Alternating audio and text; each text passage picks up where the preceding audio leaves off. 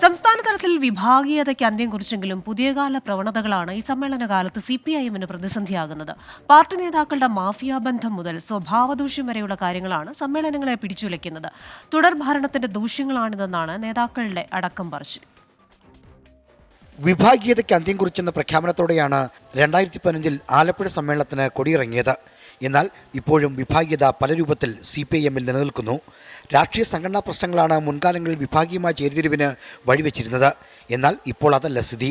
പ്രാദേശിക തലം മുതലുള്ള നേതാക്കളുടെ മാഫിയ ബന്ധം, മുതലാളിത്ത ചങ്ങാത്തം, സ്വഭാവദൂഷ്യം തുടങ്ങിയ രാഷ്ട്രീയേതര കാരണങ്ങളാണ് ഇപ്പോഴത്തെ ചേരിതിരിവിന്റെ അടിസ്ഥാനം. ഇതിന്റെ കൃത്യമായ തെളിവാണ് കരുനാഗപ്പള്ളിയിലെ പ്രകടനത്തിലുയർന്ന മുദ്രാവാക്യങ്ങൾ.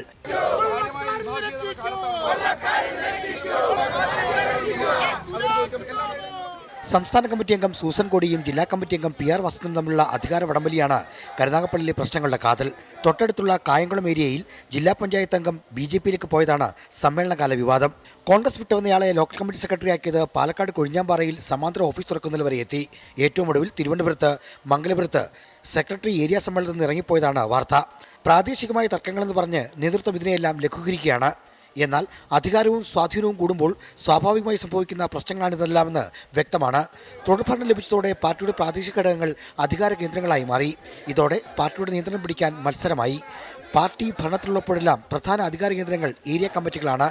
ഏരിയ സമ്മേളനങ്ങൾ പുരോഗമിക്കുന്നതോടെ പ്രശ്നങ്ങൾ ഇനിയും രൂക്ഷമാകാനാണ് സാധ്യത.